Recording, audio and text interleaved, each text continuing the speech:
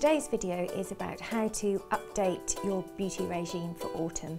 And by that I mean both your skincare and also how to make your makeup look seasonal and new.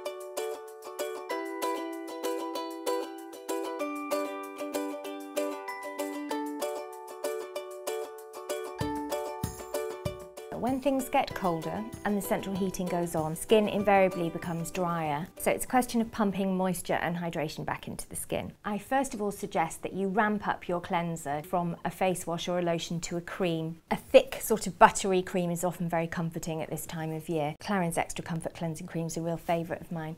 L'Occitane have just brought out their ultra gentle cleansing milk, which goes with the rest of that ultra gentle range, and it's so soothing and softening, especially if you're somebody whose eczema or psoriasis or rosacea flares up in the cold weather. Something like this would be ideal.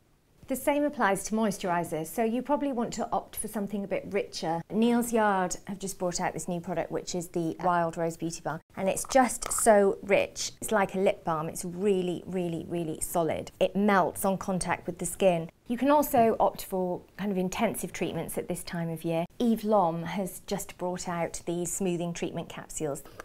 They come in a huge jar, and you just have millions of these very sort of hygienic capsules, and they just contain a really soothing moisturising serum. You squeeze out this very rich moist jelly.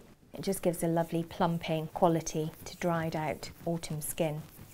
My favourite thing about autumn is the makeup. I kind of get quite fed up of summer shades towards the end. There are some new foundations out for this autumn. They have more moisture in them, making them perfect for this time of year. Yves Saint Laurent has followed up their extremely successful Youth Liberator skincare line with a new foundation that contains Youth Liberator serum.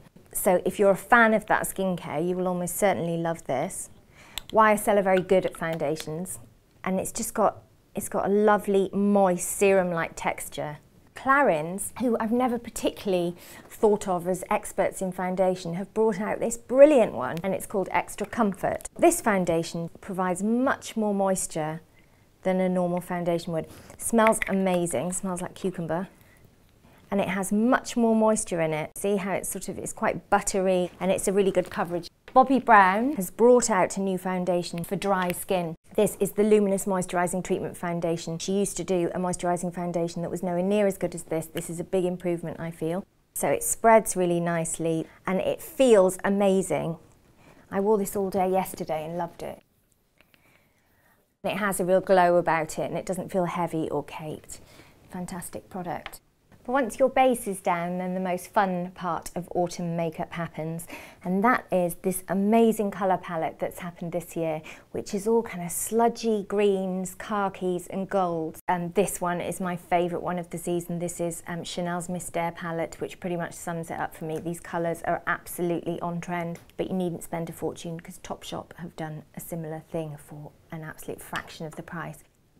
So to show you how easy these colours are to wear, I'm just going to take this Chanel palette. You want to begin with quite a pale base colour. It just gives you a nice even base, and also it doubles up as a highlighter on the brow bone.